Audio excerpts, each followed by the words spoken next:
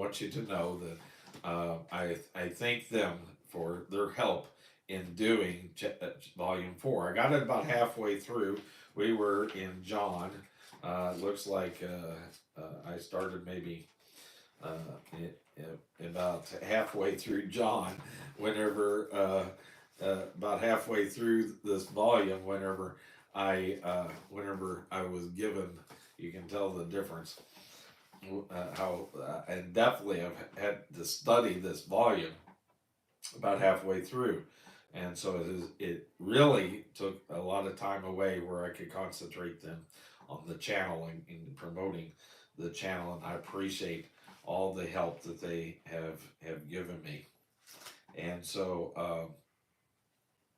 uh, uh, let's see, when I stood is where we're at, and so I want to thank them. When I stood at the ruins of ancient Corinth, I looked down and saw in the distance uh, Centuria. On that clear day, it looked much closer than the 8 or 9 miles it is said to be. Apparently, Paul wrote the epistle to the Romans while he was at Corinth, and Phoebe, who may have been a woman of means and engaged in business, took it with her to Rome. She is called a servant of the church, which means she was a deaconess. The Greek word diakonos is the same word used for deacon. It reveals the fact that women occupied a very prominent place in the early church.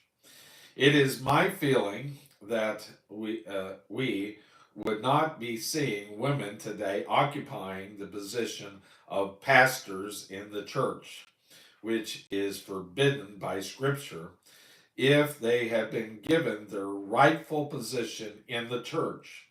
I think they should be deaconesses in the church and that they should sit on an equality with any other board of the church.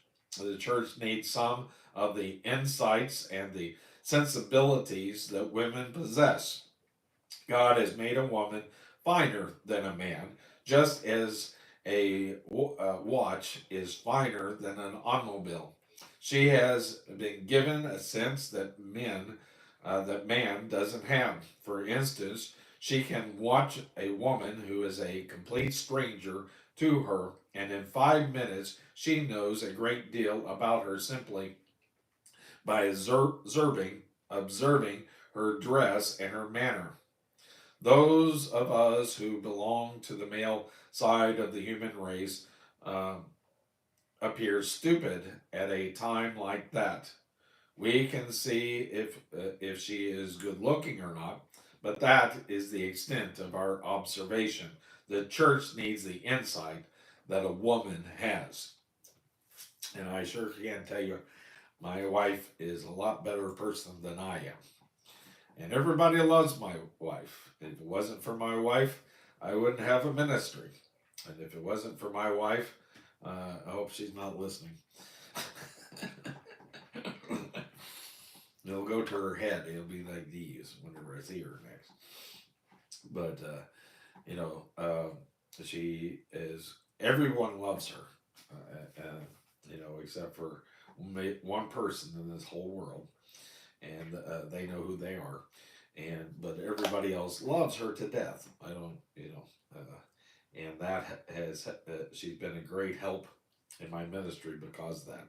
She gives me credibility, and so kudos to my wife, and that's why we need women in ministry, but not as pastors or preachers. Okay, Paul apparently put into Phoebe's hand this epistle to the Romans rather than trusting it to public transportation.